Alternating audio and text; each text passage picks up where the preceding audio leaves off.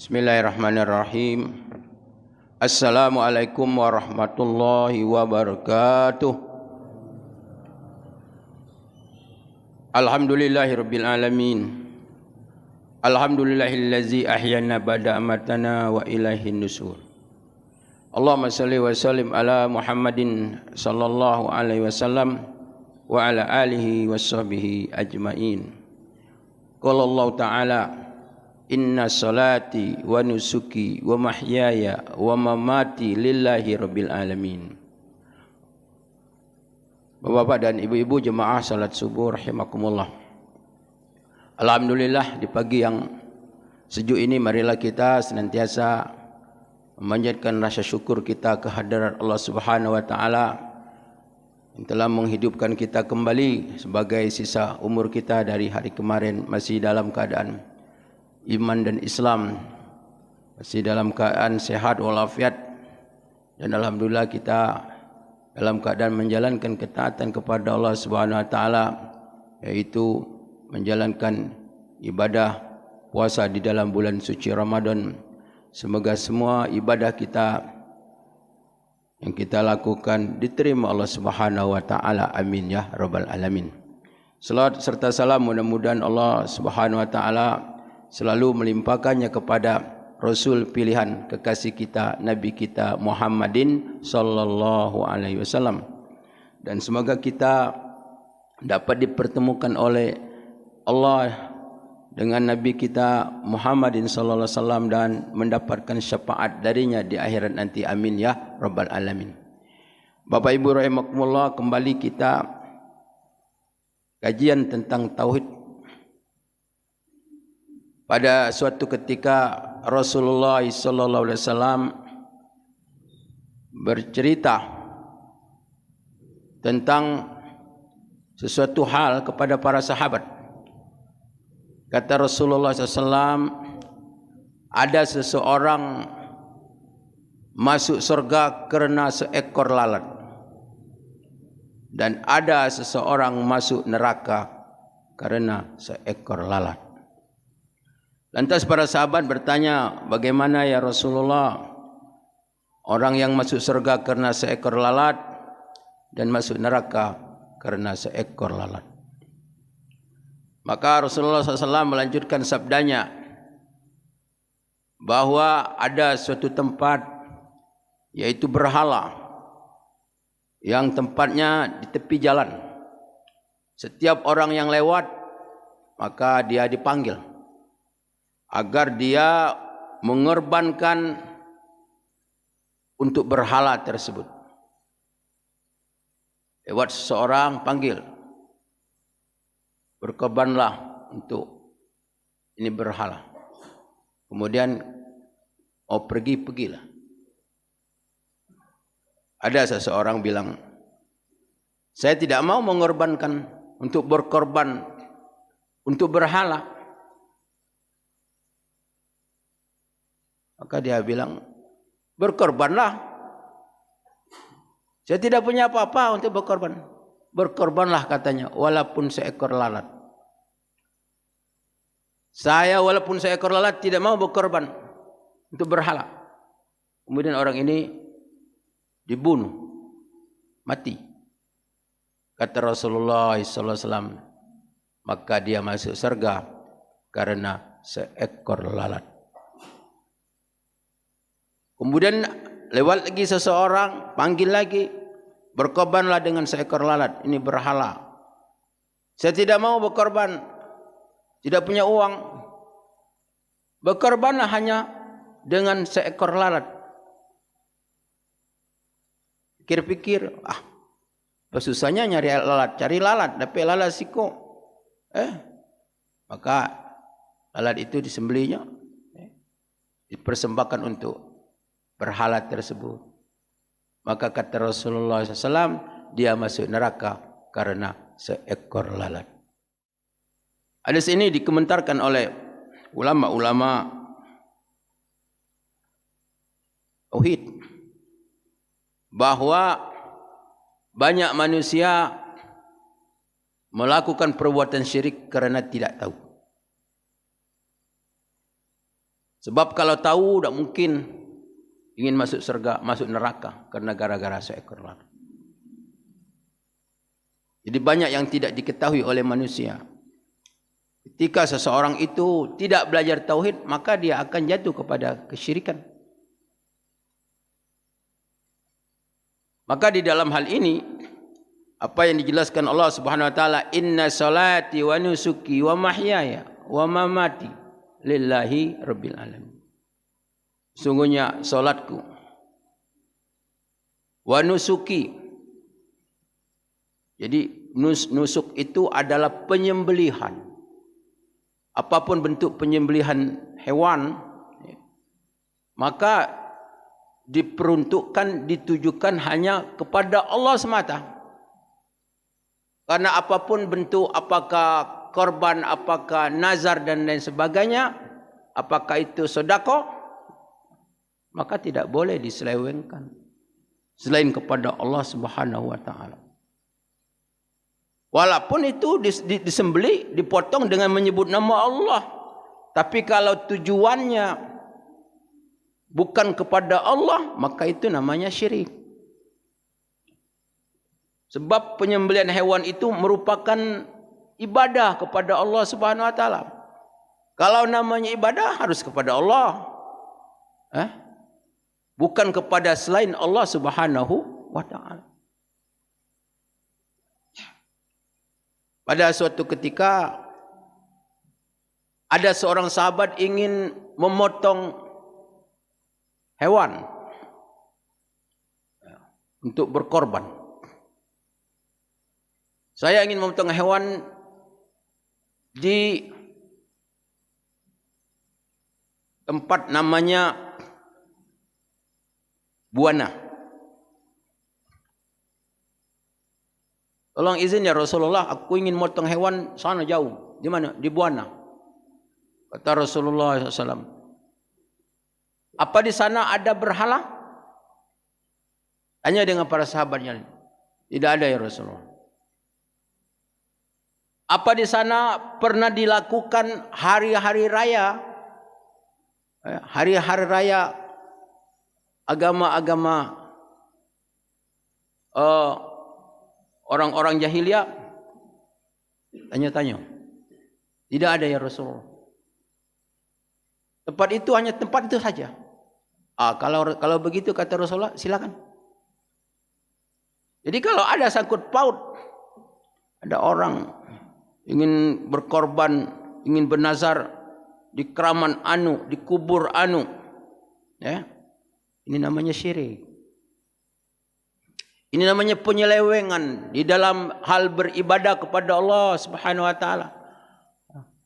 Karena pemotongan hewan itu hanya kepada Allah Subhanahu wa taala. Dan juga mencakup tentang termasuk sedekah. Kan sering sesajen tu. Jengok ada ayam. Wah, ini rugi dah dimakan. Ini tak boleh. Sebab orang yang bikinnya itu sudah niatnya bukan kepada siapa-siapa. Untuk setan kah? Untuk iblis? Maka itu hukumnya haram kita makan. Haram. Hewan walaupun dipotong dengan menyebut nama Allah, dengan bismillah, tetap haram. Karena perbuatan itu adalah perbuatan syirik kepada Allah Subhanahu wa taala. Dan ini banyak dilakukan orang. Ya. Sehingga kita ini untuk selalu menjaga kemurnian tauhid kepada Allah Subhanahu wa taala. Yang merupakan hal yang sangat penting. Kita sayangkan kalau lihat ada orang bawa kambing, ya, yang bawanya saya lihat tuh di TV tuh, ustaz tuh, potong di laut, tepi laut supaya jangan tsunami,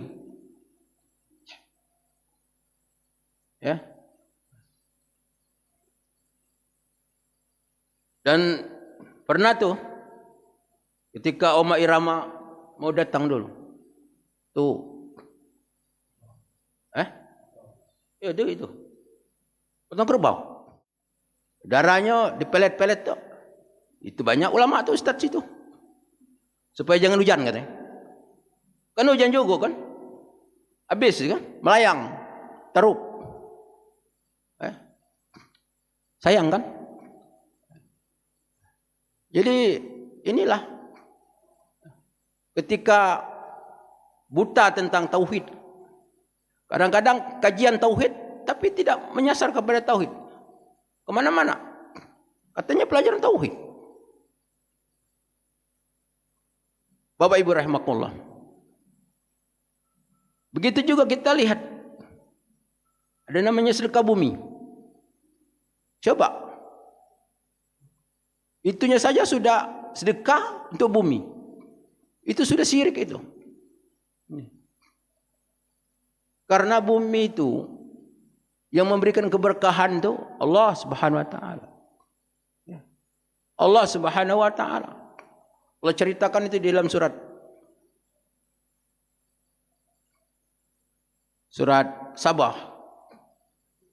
Bagaimana negeri Sabah, yaitu yang sekarang namanya Yaman, ya. Baladun taibah wa ghafurun ghafur, ya. Yang mempunyai bumi yang sangat subur. Kemudian penduduknya adalah kufur kepada Allah Subhanahu wa taala. Kemudian Allah Subhanahu wa taala mendatangkan banjir. Sehingga tanah yang subur itu, banjir itu membawa tandus, membawa pasir, sehingga tanah yang subur itu berubah menjadi tanah yang tandus, tidak tumbuh apapun kecuali kayu yang berduri, yang berbuah pahit. Jadi yang menyuburkan tanah itu adalah Allah Subhanahu wa taala. Menghidupkan tanah Allah Subhanahu wa taala. Allah Subhanahu wa taala. Jadi yang mendapat memberikan rezeki, memberikan keberkahan itu Allah, bukan yang lain. Ini sudah menjadi budaya. Sedekah bumi, ya sedekah itu karena Allah, pada Allah Subhanahu wa taala. Inna salati wa nusuki wa mahyaya wa mamati, semuanya adalah lillah, karena Allah Subhanahu wa taala. Karena apapun yang ada di dunia ini, semuanya Allah yang menciptakannya. Semuanya serana untuk beribadah kepada Allah, bukan untuk berbuat syirik kepada Allah Subhanahu wa taala. Jadi ini adalah namanya penyelewengan, ya. Penyelewengan di dalam ubudiyah kepada Allah Subhanahu wa taala. Sehingga Allah Subhanahu wa taala memerintahkan para nabi dan rasul bagaimana manusia itu untuk mewujudkan kalimat tauhid ini, la ilaha illallah, di dalam kehidupan. Yaitu meniadakan segala bentuk persembahan,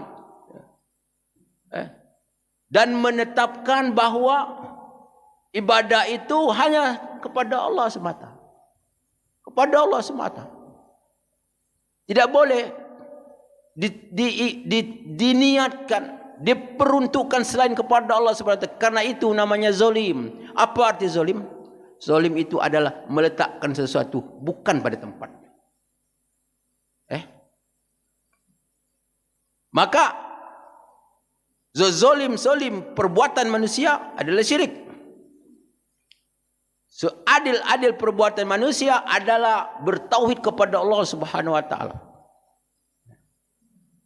Karena mentauhidkan Allah Subhanahu wa taala adalah merupakan suatu perbuatan yang paling tepat, yang paling adil yang dilakukan oleh seorang hamba Allah Subhanahu wa taala. Maka oleh karena itu Allah Subhanahu wa taala murka kepada orang yang syirik kepada Allah Subhanahu wa taala. Orang-orang kafir Quraisy, mereka mengaku kepada Allah. Tetapi ibadah-ibadah mereka melalui patung yang mereka kerjakan.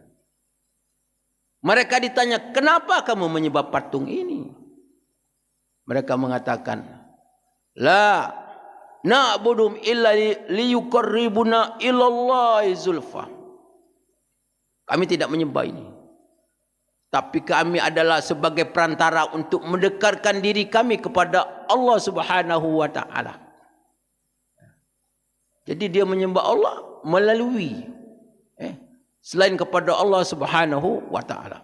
Ini ada juga syirik kepada Allah Subhanahu wa taala. Jadi menyampingkan Allah, menduakan Allah. Ini yang perlu kita jaga, dipelihara. Kami ni pergi ke kuburan, minta di kuburan. Kami tidak minta kuburan, cuma minta tolong baik dengan orang yang ada di kuburan supaya minta hajat kami kepada Allah Subhanahu wa taala. Ini juga syirik kepada Allah Subhanahu wa taala. Syirik. Syirkul akbar. Jadi syirik ini banyak, banyak macamnya. Sehingga kita diwajibkan, diperintahkan untuk kita mengkaji tentang hal-hal ini yang sangat penting. Karena orang-orang ahli syirik sangat benci sekali kalau ada ulama bicara tentang tauhid kepada Allah Subhanahu wa taala. Karena tauhid ini adalah mengajak manusia untuk menyembah kepada Allah Subhanahu wa taala di dalam hal berkorban umpamanya. Orang-orang ahli syirik sekarang, apalagi sekarang, kalau orang bicara tentang tauhid, itu Wahabi itu Salafi katanya. Kalau ini dikembangkan terus, lama-lama orang-orang yang bertauhid kepada Allah dianggap orang sesat. Itu Wahabi sesat, itu Salafi sesat. Nah ini kalau tidak dibicarakan, ini lama-lama, ini asumsinya sangat berbahaya sekali. Maka oleh karena itu Bapak Ibu rahimakumullah, marilah kita untuk di dalam mentauhidkan kepada Allah Subhanahu wa taala segala aktivitas kita ini, segala bentuk ibadah, termasuk ini berkorban. Ada orang bilang, saya kalau lulus S1, S2 saya akan bernazar kepada Allah. Nazar kepada Allah. Jangan nak sedekah di keramat nak motong kambing di keramat Apa urusan dengan keramat? Keramat tu orang juga tak jelas. Siapa tu di kubur tu? Mungkin orangnya tak sembahyang. Wallahu alam. Katanya. Mengkatanya. Jadi kita ini diperintahkan oleh Allah Subhanahu wa taala untuk senantiasa menjaga ini hati kita ini. Di dalam kita untuk beribadah nak kepada Allah Subhanahu wa taala. Diperuntukkan Allah Subhanahu wa taala. Kenapa kita beribadah kepada Allah Subhanahu wa taala? Karena kita mengharap apa yang ada di sisi Allah Subhanahu wa taala. Kepingin ibadah kita ini diterima Allah Subhanahu wa taala. Kepingin mendapatkan keampunannya, mendapatkan kasih sayang, mendapatkan redonya, mendapatkan rahmatnya. Ini semuanya dari Allah. Ibadah merupakan salah satu sebab Allah kasih itu. Maka oleh karena itu kita ibadah hanya kepada Allah. Jangan sampai kita salah. Bahkan orang ibadah kepada Allah kemudian ada niat yang kedua untuk selain Allah, itu pun sudah dikatakan syirik, namanya syirik khafi atau namanya riya. Itu pun para ulama mengatakan haram. Bahkan Rasulullah mengatakan, aku takut umatku melakukan perbuatan syirik akbar, tetapi lebih takut lagi, kata Rasulullah, umatku melakukan syirik kecil. Ditanya oleh para sahabat, apa ya Rasulullah syirik kecil? Arya. Jadi arya ini adalah niat untuk melakukan sesuatu karena Allah, tetapi ada niat yang lain. Jadi berjalan berbarang-barang. berbarangan. Ini namanya riya. Ya. Jadi yang namanya syirik itu baik besar maupun kecil, banyak maupun sedikit, maka itu adalah sesuatu yang sangat membahayakan. Jadi perbuatan riya sekalipun standarnya sama dengan dosa-dosa zina, dosa membunuh dan lain sebagainya. Itu besarnya dosa syirik kepada Allah Subhanahu wa taala. Apalagi kalau niat kita niat yang memang berubah. Termasuk kita bersedekah. Ada orang bersedekah umpamanya sedekah karpet. Tapi niatnya supaya terpilih. Jadi waktu calon, niatnya itu namanya syirik. Syirik akbar. Bukan riya itu, syirik akbar. Ya. Dia mengeluarkan orang dari keislaman. Jadi niat bikin jalan supaya milih. Bikin karpet di masjid supaya milih. Ternyata tidak terpilih. Kalau karpet masih bawa, masih di bawahnya. Cat katanya, karpet kamu katanya, tak milih aku, cuma suara sekian. Itu terjadi di mana-mana tu. Yang lebih hebat lagi jalan. Jalan katanya dirusak, diselongkor lagi. No. Jadi itu bukan sebatas itu saja, tetapi perbuatan syirik tu. Karena beribadat diuntukkan bukan kepada Allah, kepada selain Allah Subhanahu wa taala. Untuk mendapatkan jabatan dan lain sebagainya. Nauzubillah min zalik. Bapak Ibu rahimakumullah, maka oleh karena itu marilah kita lebih-lebih di bulan suci Ramadan ini kita menjaga dan memelihara ibadah kita untuk selalu melakukan ibadah dengan hati yang tulus dan ikhlas. Artinya kepada Allah semata-mata. Mudah-mudahan ibadah kita diterima Allah Subhanahu wa taala. Amin ya rabbal alamin. Demikianlah dapat saya sampaikan dalam kesempatan ini. Mohon maaf atas segala kekurangan dan kesilapan kepada Allah, mohon ampun. Wabillahi taufiq wal hidayah. Assalamualaikum warahmatullahi wabarakatuh.